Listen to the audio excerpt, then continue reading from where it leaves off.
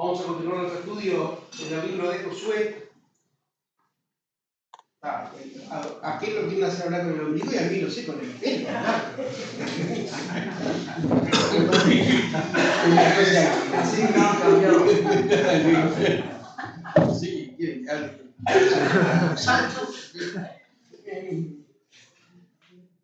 Abrimos nuestras Biblias entonces en el libro de Josué, capítulo 3, que es lo que nos toca hoy. Tengo una linda noticia para darles para que se relajen de entrada. El capítulo 3 y el 4 son una unidad, lo vamos a dar juntos. Pero va a ser rápido, tranquilo. Porque son un solo capítulo, en realidad habla del mismo tema. No tiene sentido partirlo. Y bueno, la introducción a Josué y el segundo capítulo tuvieron un listón alto de exposición. Espero que no baje mucho el nivel. Vamos a entregarnos al estudio sobre el cruce del paso del Jordán. Algo estupendo. Y decimos que los capítulos 3 y 4 son eso, una unidad porque hablan del mismo tema. Simplemente que el capítulo 3 nos da la narración completa y el 4 hace algunos enfoques particulares, como si viéramos un informe sobre una región y luego viéramos 3 o 4 cosas particulares sobre esa región. Así que vamos a proceder a leer el capítulo 3 y más dilación. Dice: Josué se levantó de mañana, él y los hijos de Israel partieron de Sittim. Allá, creo que el doctor ya puso un mapita que encontré. Sittim vendría a estar más o menos donde comienza la flecha y la dirección a la que dirige a donde fueron a pasar. Y vinieron hasta el Jordán y reposaron allí antes de pasarlo. Y después de 3 días los oficiales recorrieron el campamento y mandaron al pueblo diciendo: cuando veáis el arca del pacto de Jehová vuestro Dios y los levitas, sacerdotes que la llevan, vosotros saldréis de vuestro lugar y marcharéis en pos de ella, a fin de que sepáis el camino por donde ha de ir. Por cuanto vosotros no habéis pasado antes de ahora por este camino, pero entre vosotros y ella habrá una distancia de como 2000 codos, o sea, 900 metros. No os acerquéis a ella. Y Josué dijo al pueblo: santificaos, porque mañana hará maravillas entre vosotros Jehová. Y habló Josué a los sacerdotes diciendo: tomad el arca del pacto y pasad delante del pueblo. Y ellos tomaron el arca del pacto y fueron delante del pueblo. Entonces Jehová dijo a Josué: desde este día comenzaré a engrandecerte delante de los ojos de todo Israel, para que entiendan cómo estuve con Moisés, así estaré contigo. Tú, pues, mandarás a los sacerdotes que llevan el arca del pacto, diciendo: cuando hayáis entrado hasta el borde del agua del Jordán, pararéis en el Jordán. Y Josué dijo a los hijos de Israel: acercaos y escuchad las palabras de Jehová vuestro Dios. Y añadió Josué: en esto conoceréis que el Dios viviente está en medio de vosotros, y que él echará de delante de vosotros al cananeo, al eteo, al heveo, al fereceo, al gergeseo, al amorreo y al jebuseo. He aquí el arca del pacto del Señor de toda la tierra pasará delante de vosotros en medio del Jordán. Tomad pues ahora 12 hombres de las tribus de Israel, uno de cada tribu, y por cuando las plantas de los pies de los sacerdotes que llevan el arca de Jehová, Señor de toda la tierra, se asienten en las aguas del Jordán, las aguas del Jordán se dividirán, porque las aguas que vienen de arriba se detendrán en un montón. Y aconteció que cuando partió el pueblo de sus tiendas para pasar el Jordán, con los sacerdotes delante del pueblo llevando el arca del pacto, cuando los que llevaban el arca entraron en el Jordán, y los pies de los sacerdotes que llevaban el arca fueron mojados a la orilla del agua, porque el Jordán suele desbordarse por todas sus orillas por todo el tiempo de la siega, las aguas que venían de arriba se detuvieron como en un montón, bien lejos, en la ciudad de Adán, que está al lado de Zaretán, a las que descendía al mar de Arabá, el mar salado, se acabaron, y fueron divididas, y el pueblo pasó en dirección de Jericó. Mas los sacerdotes que llevaban el arca del pacto estuvieron en seco, firmes en medio del Jordán, hasta que todo el pueblo hubo acabado de pasar el Jordán, y todo Israel pasó en seco. Bien, la división, el pasaje, formidable. Hay algunos detalles que podemos ver. Que el río estuviera desbordado significa que estaba mucho más profundo que el caudal normal. El caudal normal es en las orillas 900 centímetros, o sea, 90 centímetros, casi 1 metro, y en la profundidad, en el medio, 3 metros. Ya es difícil de pasar. Pero desbordado triplica cauce. Y tiene más o menos unos 27 kilómetros de recorrido y es bastante ancho. Por lo tanto, el pasaje sin esto no podría haber sucedido. Las aguas se detuvieron 29 kilómetros arriba en el norte del territorio. Normalmente sucede, bueno, normalmente no, pero cada tantos siglos sucede que las marismas que vienen, porque así a esa altura donde están, sucede que el arroyo Jaboc se une al Jordán, es afluente del Jordán, y genera mucho barro, y genera algunas marismas que detenían eventualmente en su menor caudal al río Jordán. Y esto podría haber sucedido. La última vez que esto sucedió fue en el año 1927, en que por 20 horas el río Jordán se secó porque estaba detenido por la marisma de los barros que venían del arroyo Jaboc. El tema es que ahora estaba desbordado, así que es muy difícil, lo que realza que fue una detención absolutamente sobrenatural. Lo otro también hubiera sido, porque estimamos que a esta altura del partido el pueblo que cruzó el arroyo eran 2 millones de personas. 2 millones de personas cruzando, más el ganado, más las tiendas, más el bagaje, es bastante tiempo. Así que no fue 20 minutos, ni 5 minutos, fue un rato. El agua totalmente detenida. Y el piso se terminó secando por completo. Porque, por supuesto, el hecho del arroyo, del río, una vez que se secó, chupó, y como no había más, empezó a secarse y a secarse.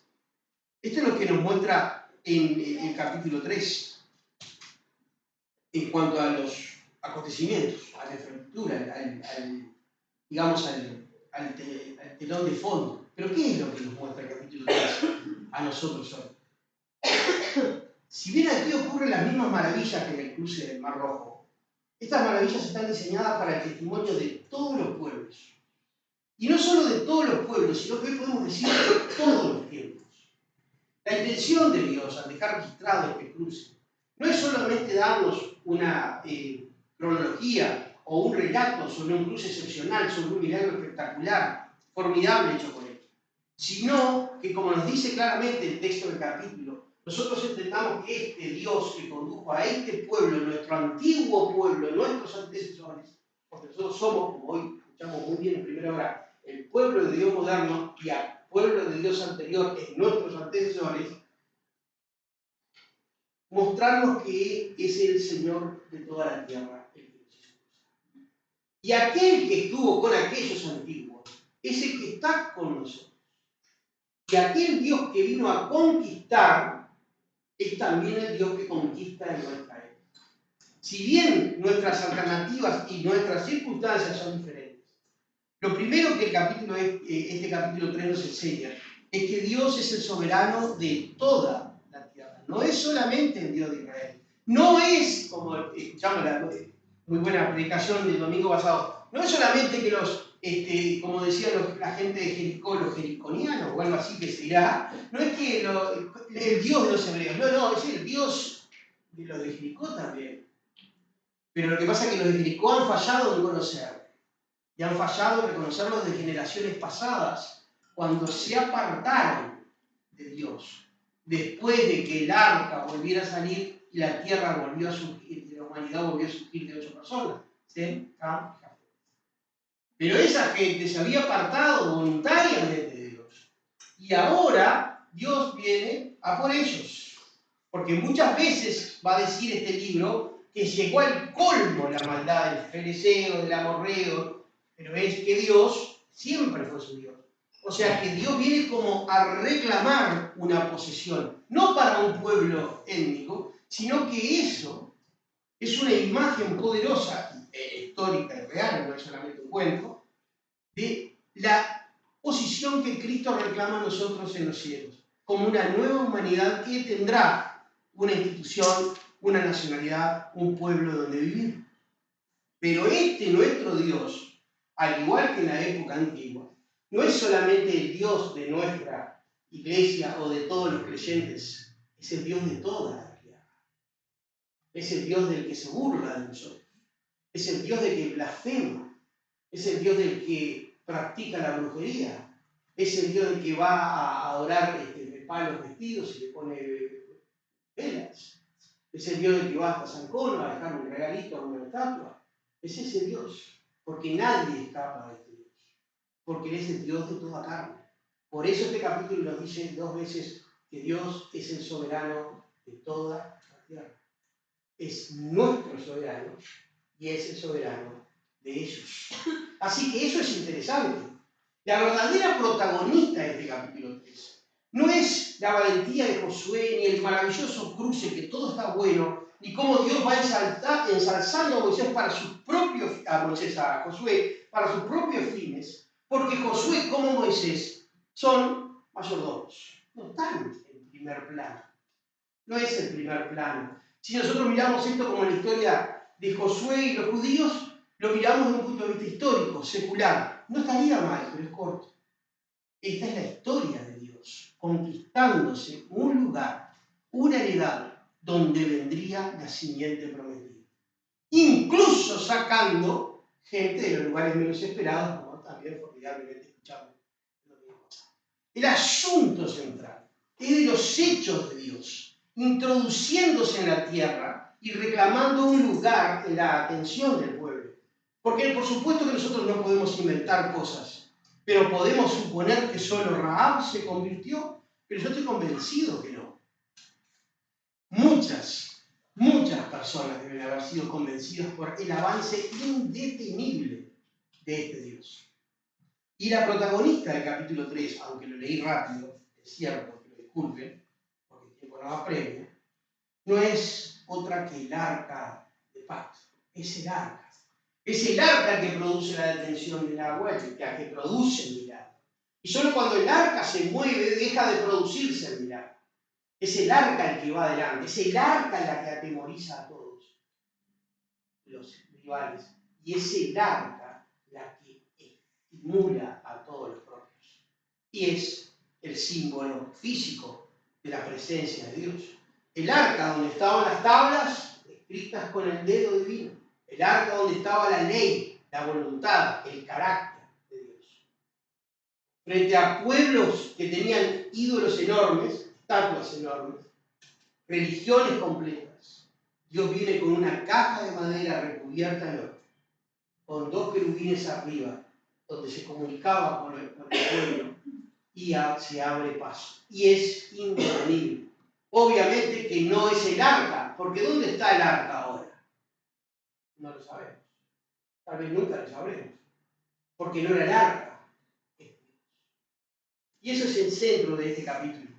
La verdadera protagonista es el arca, que es la manifestación del Dios vivo, el Todopoderoso, en la presencia del Señor con su pueblo y respaldando al nuevo líder emergente. Porque por supuesto esto no era tarea fácil para el hombre de Josué. El contexto y el texto insiste y repite que la presencia del arca representa el cumplimiento de una promesa central que Dios le hizo a los israelitas y que Dios te hace hoy.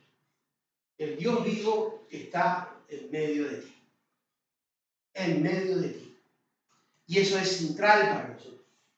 Porque como dijo Moisés en épocas pasadas, si no vas con nosotros, no nos salves. Pero si vas con nosotros, ¿a dónde vamos? Y esto es exactamente lo que sucede. Aquí va Dios. Y seguramente estimulando a Josué, porque lo vemos en el relato, tranquilo. Yo voy contigo, te engrandeceré. Josué necesita respaldo, necesita espalda, porque ha venido a suplir un gran líder. Pero no es tampoco un tema de liderazgo humano, es un tema de liderazgo de mayordomía cristiana o de mayordomía de fe. El milagro inicial del detenimiento de las aguas es tremendo, pero los milagros que se van a suceder después son también portentosos. Es interesante que el liderazgo de Josué, como el liderazgo de Moisés, es más visto como una mayordomía, porque Dios viene en este capítulo y dice: te engrandeceré. Y dile estas palabras al pueblo, lo recuerdo. ¿Y él qué hace? Me encanta la actitud de Josué, me encanta, muestra un líder maduro. Él dice: vengan y escuchen lo que Dios os ha dicho. Nos ha dicho. No está fuera del pueblo, es parte del pueblo. Tiene un rol que cumplir, alguien tiene que cumplirlo. Siempre Dios designa un liderazgo, pero el liderazgo está debajo y en compañía de todos. Y esa es otra cosa que nos enseña a nosotros. Cómo hemos de servir en cualquier área. No servimos por encima del pueblo. No hay sacerdotes en el pueblo cristiano. Lo que hay son siervos. Siervos designados, sí. Predicadores, maestros. Como es, ahora me sale el nombre de lenguas, no. Don de sanidades, profecías. Pero sí hubo. Y opera en el lugar donde la Biblia no existe. Porque tampoco vamos a limitar a Dios una caja. Porque Dios es todopoderoso. Pero entonces Josué es engrandecido por Dios. Pero Josué se coloca por debajo de Dios porque sabe que el peso de lo que va a hacer no lo puede hacer él ni lo puede hacer nadie. Es interesante también que Josué tiene un carácter humilde, pero decidido. Humildad no es apocamiento. Humildad no es apocamiento. Humildad no es que yo no sé lo que tengo que hacer y no lo hago porque soy humilde. No, yo hago lo que tengo que hacer, lo que no me la creo. Lo que no me la creo no es que creo que soy yo el fenómeno. Es Dios que en su gracia nos utiliza. Y ahí es que podemos servir. Y eso es otra cosa que nos enseña el capítulo 3. Necesitamos alcanzar el nivel de servicio de Moisés y de Josué. Bueno, de mucho. No. La verdad que no. Son las calificaciones para cualquier siervo, si querés servir. Saber que Dios es tu soberano y que vos sos un instrumento. Y punto. Termina ahí. Sabiendo que vos sos un instrumento. Sos el tenedor con el que se lleva a Dios el bocado a la boca. Pero no sos la boca. No sos el bocado. Sos el tenedor. El instrumento. Ahí es valioso. Pero cuando el tenedor le dice a la persona, no, dejá que yo salto hasta la boca tuya, y de repente salta para acá, porque si es que salta, probablemente como inerte, no salta. Estoy viendo mucho dibujito. El asunto es que Josué provee un excelente ejemplo de liderazgo plenamente sano, maduro, humilde y firme. Maduro, humilde y firme. Firme. Esto no es para escolares. Esto que está haciendo él es para la gloria de Dios y es para hombres. Cualquier servicio a Cristo no es para escolares. Es para hombres y mujeres, sabiendo lo que están haciendo. No es que no se me da bien el fútbol, no se me da bien la kermés, voy a servir a la iglesia. No, la verdad que no. La verdad que esa no sería la mejor de las cosas. ¿Ya? Bueno, no tengo otra cosa que hacer, de repente voy y sigo. Es un privilegio y una gran responsabilidad, pero es un trabajo eterno, es entrar en el servicio y ponerse a armar.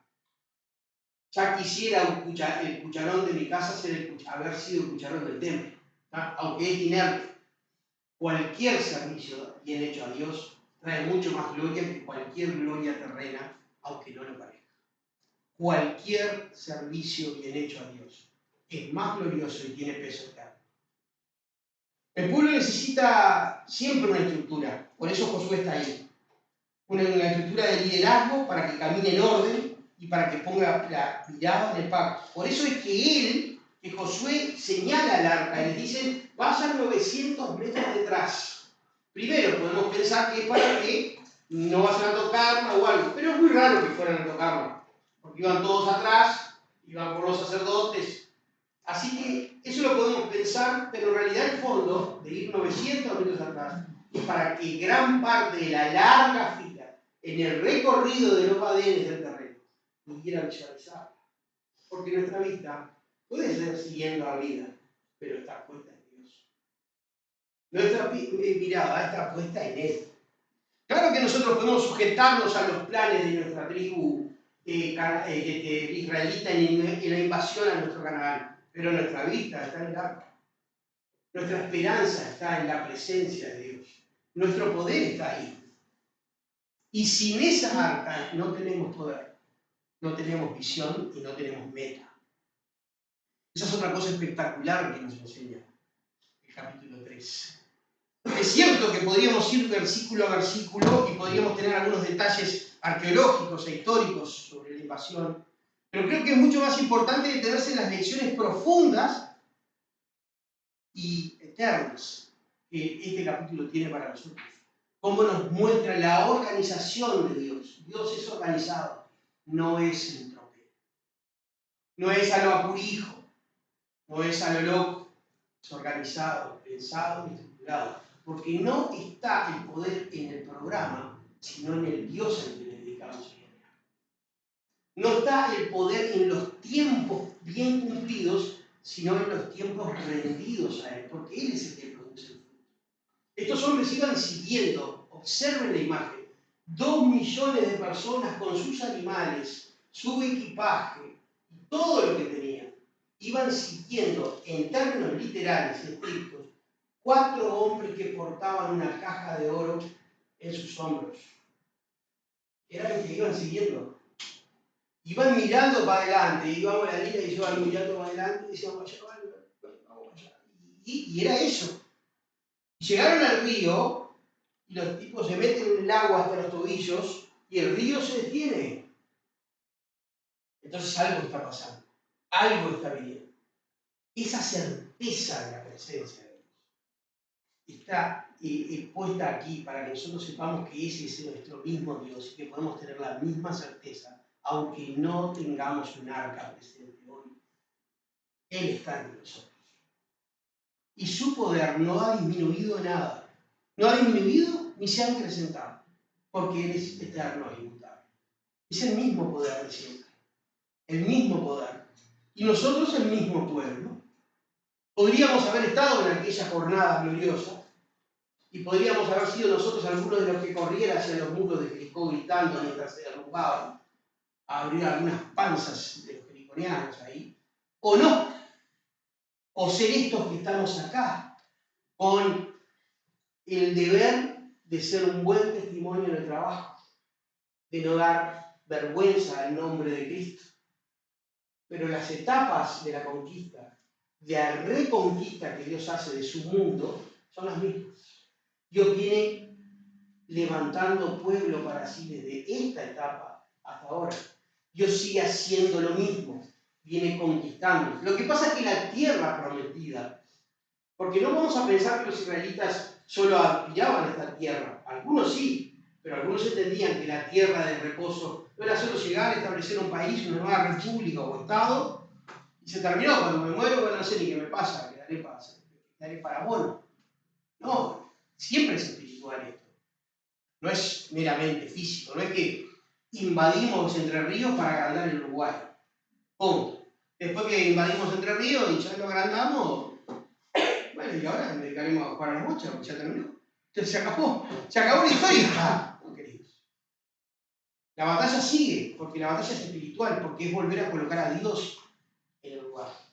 Porque Dios no solo no ha sido derrotado por la serpiente, sino que nunca lo será, sino que va a derrotar a la serpiente. Y Cristo vino para aplastarle la cabeza, tal cual ahora está haciendo, despreciando su oscuridad y empujando la luz hacia adelante en todo el orbe. Y Satanás solo retrocede delante de Dios. Entonces, esta es la primera invasión. Pero las invasiones continúan y nosotros somos ese pueblo. Y Dios, el Espíritu Santo, es nuestra arca. Y acá están las tablas del testimonio. Ese es el mensaje principal de Josué capítulo 3. La conquista tuvo un día comienzo, pero solo se acabará cuando Él vuelva. Y no entramos al Canaán a perder. Entramos a ganar. No entramos para que Jericó resista. No. Jericó va a caer. Y eso es lo que nosotros tenemos que pensar en nuestra sociedad moderna. Que las cosas pueden verse como en Canaán. Y en cierta medida se ven. Pero nosotros estamos acá para que no suceda. Dios está acá. Y nos va a utilizar a nosotros para mostrar su gloria, su poder y su dominio. En el capítulo 4 vemos de varias maneras el relato de cómo los judíos pasan el Jordán y se establecen en lo que después modernamente fue Gilgal. Se establecen allí y erigen un nuevo monumento, que para eso fueron llamados los 12 hombres que vimos en el capítulo 3. Agarraron unas grandes piedras y erigieron un monumento. Un monumento recordatorio, un memorial. Está en discusión si eligieron solo uno o si eligieron dos, uno del río y otro en el. Eso no es una discusión que tenga mucho valor para nosotros. Si fueron uno o dos, la misma cosa nos sirve. Son memoriales. El humano es propenso al olvido espiritual. Las piedras son el testimonio externo de lo que Dios ha hecho por el pueblo. El memorial no es para los canaleros que van a ser exterminados. El memorial es para que los judíos no olviden que Dios los salvó. El memorial, como dice el capítulo 4, que no leo por una cuestión de tiempo, porque son muchos capítulos, es para que cuando vuestros hijos pregunten ¿qué son estas piedras?, la gente recuerde el milagro. ¿Y eso qué significa para los judíos de esa época y para nosotros hoy? Queridos, Dios hizo cruzar al pueblo una vez en el Jordán, pero la memoria está activa para todos. Su poder no se ha extinguido y su valor es eterno. Significa lo mismo para nosotros. Es para nuestros hijos. Y es para los hijos de nuestros hijos. Y para los hijos de nuestros hijos y los hijos de nuestros hijos y así sigue. Porque el deseo de Dios es que nosotros recordemos que Él tiene el poder. Dios no necesita hacer milagros en cada generación. Porque los hace. Y la presencia nuestra en este lugar es una demostración del milagro. Dios no necesita hacernos cruzar el río de la Plata. Más o menos como 50 kilómetros. Pero no necesita hacernos cruzar el río de la Plata. Nosotros ya sabemos que ellos, nuestros antepasados en la fe, cruzaron el Rojo y el Jordán. Ya está. Así que cuando nos pregunten nuestros hijos, ¿qué es esto de ir todos los domingos a la iglesia? No vamos a ver un partido de fútbol y Peñarol es más divertido. Porque Peñarol nunca nos va a dar esta certeza, esta certidumbre.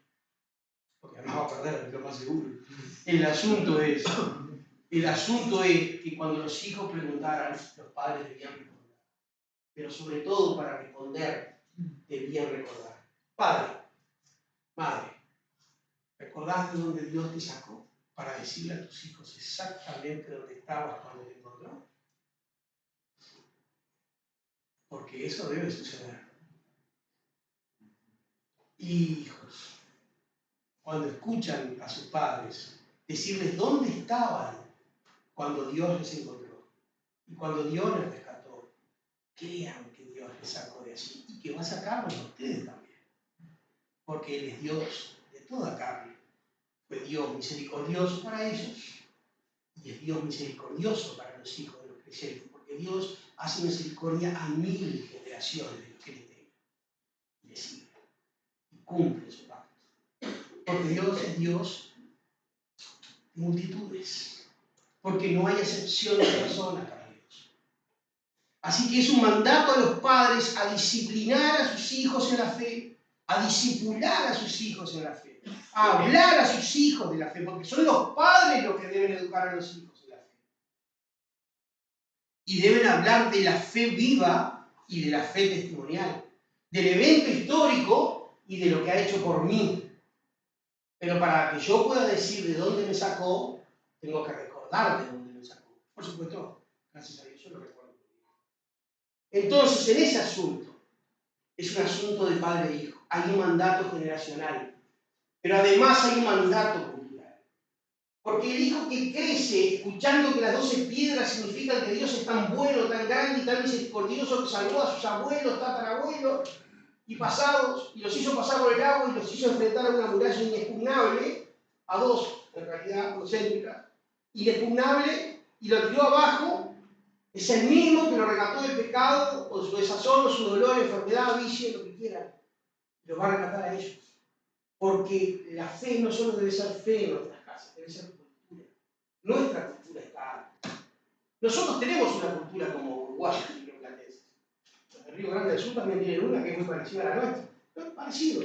Esa es la cultura del mundo. No tiene por qué despreciarse en sí, pero nuestra cultura no es esa si somos cristianos.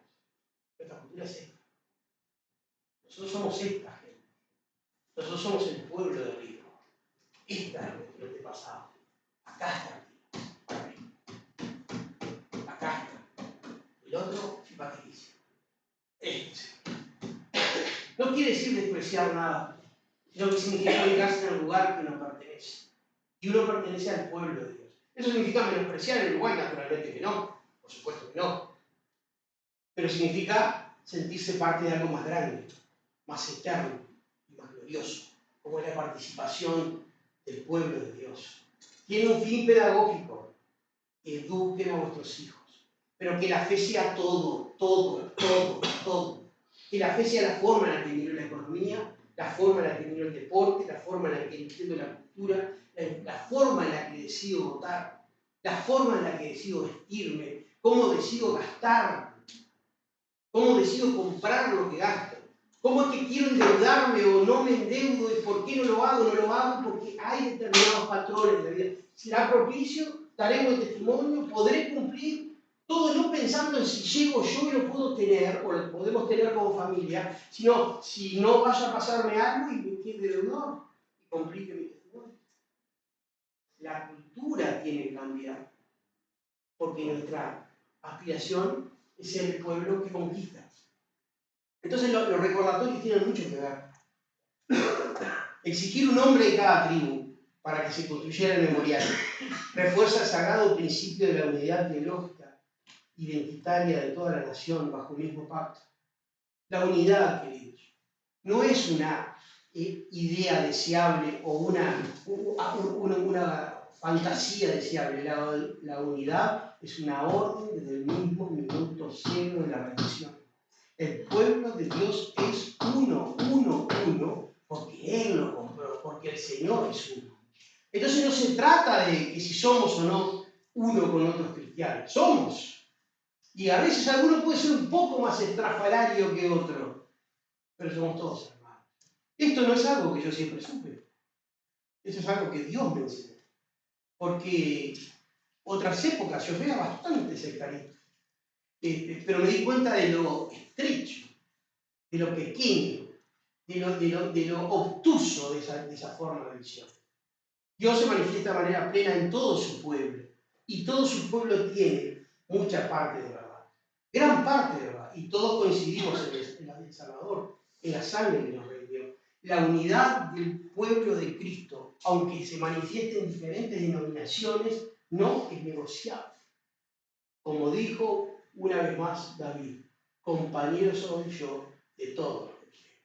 Yo soy compañero de todos, no, negro, blanco, azul, amarillo, joven, viejo, no me importa, pobre, rico, yo soy compañero de todos, porque somos una sola cosa. Podemos y debemos ver el capítulo 3 y 4 desde estas perspectivas que les propongo. 3. La fidelidad cultural. Eduquen a sus hijos en la fe. 2. Continuidad generacional. Pasen el testimonio. Se deben preparar gente joven. 3. Autoridad federal. Josué comanda al pueblo, representa al pueblo, pero es parte del pueblo. No está por encima. Y me interesa para hoy, antes de terminar, resaltar el segundo punto de los 3 que les podía proponer. Podría haberles propuesto los 3, pero vamos a terminar a las 9 de la noche y ustedes me van a odiar. Entonces, el 2 dice, me interesa hoy profundizar, me interesa profundizar el aspecto 2, el de la continuidad generacional, porque me parece que es el más necesario. Nuestros hijos deben ser construidos sobre los cimientos correctos. Nunca ha habido en la historia de la República un momento en que la educación esté tan complicada. Está complicada. Todos lo saben, los operadores de la educación lo dicen, las autoridades de la educación lo dicen, los senadores y los diputados lo comentan, el Poder Ejecutivo se preocupa, está todo complicado. Hay valores transversales. Pero nosotros no dependemos de una época o de una institución, ¿o sí? Tal vez dependamos para enseñar matemáticas, pero los valores fundamentales tienen que salir de casa. ¿Cuál es el peor retroceso que tiene nuestra sociedad actual? Que la gente no viene educada desde la casa. Que hay que empezar a educarla en el jardín. El jardín es para que aprendan otras cosas, no para que aprendan habilidades sociales mínimas. Imaginen ustedes que nuestro país no va a enseñar nada sobre la fe, porque es laico. Así que nuestros hijos tienen que ser equipados en casa. Y tienen que ser equipados a toda costa, a como dé lugar. No podemos dejar 1 hora de devocional y 4 horas de Instagram, TikTok y toda esa basura. Porque eso es malo, malo, malo. ¿Malo el instrumento? No, el instrumento es otro. Lo que es malo es la utilización general de los videos. Y si yo lo he escuchado, me dicen, hay mucho material bíblico en TikTok. ¿Y en la Biblia? En la Biblia no hay mucho material bíblico. Y es mucho más barata, no precisa conexión ni nada. Digo yo, ya no podemos ser poseedores de una tierra que no conocemos. Si algo le reconocían los invasores porteños y los invasores brasileños a nuestros gauchos y a nuestras tropas gauchas cuando nos invadían, para quedarse con lo que era nuestro, es que los vaqueros orientales sabían perfectamente cada cuchilla, cada vado, cada rollo. Conocían el terreno.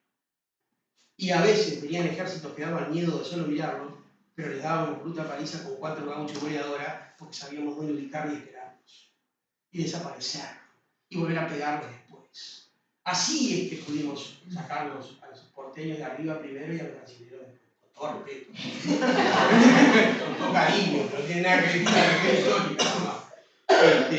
Son recontra vividos tanto argentinos como brasileños. Pero el asunto es ese. Nosotros no vamos a sacarnos a los brasileños y argentinos espirituales si no conocemos el terreno. Porque el enemigo conoce nuestro terreno, porque nos observa todo el tiempo. Y anda alrededor nuestro buscando a quien devorar. Te espera, te espera, te espera. Y te descuidaste y te mueres. No, querido. Nosotros conocemos el terreno, reconocemos sus pisadas, vemos la marca de la tentación, sabemos por dónde viene. Y eso es otra cosa. Los monumentos de Dios tienen como objetivo que la memoria de sus grandes obras nunca decaiga. La piedad es acumulativa. Toda esta piedad aprendida acá está puesta para que la hagamos nuestra. La piedad es acumulativa. Es como el dinero. Te abre una caja de ahorro y echa monedas. Y van a los años y hay un montón de monedas. Pero el día 1 no hay más que una moneda. Y si son ansiosos, el día 7 tienen 7 monedas. Y el 14 monedas. Y usted, pero no aumenta. Y yo, pero déjame crecer. La piedad es acumulativa. Dios dejó un libro entero de historias. No para entretenernos, sino para que acumulemos experiencias. El cruce del Jordán es la esperanza de que Dios está de nuestro lado en todos los tiempos. Y también nos advierte a tener esa esperanza, esa decisión y esa voluntad de cruzar tras el arca, como evitar los errores. Nosotros sabemos que tenemos que tener cuidado con el manto, ¿se acuerdan? Con el manto que ocultó a aquel hombre en la invasión a Jericó. Porque sabemos que nuestro Jai va a venir. Nosotros, por eso está acá. ¿Cómo sabemos que después de una gran victoria puede venir la derrota?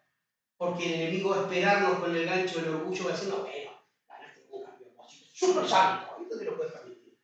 Para que la próxima venga la caída. Porque hemos leído lo del manto.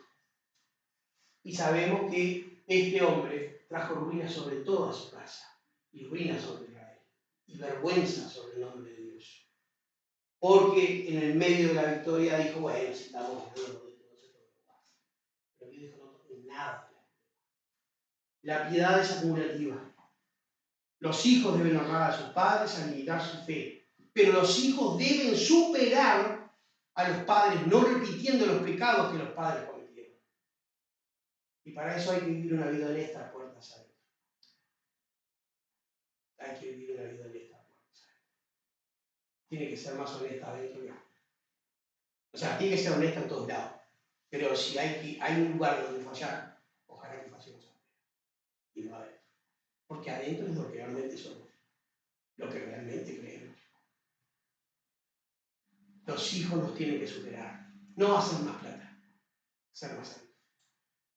Ser más vivos. Ser más arrojados.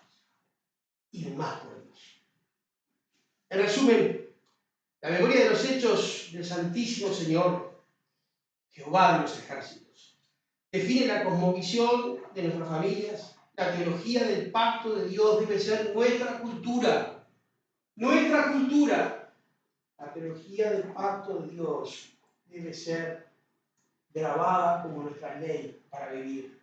Dios está entre nosotros. Dios es fuerte, poderoso y salva. Atravesar la cultura heredada, la cultura mundana, y transformarse en estas memorias vivas, en estas piedras vivas, es nuestro desafío. Y algún día, nuestros nietos pueden preguntarle a nuestros hijos, ¿qué son estas piedras que hicieron nuestros abuelos? Y ellos le van a decir que fueron cuando nosotros cruzamos el Jordán. Que el Señor bendiga.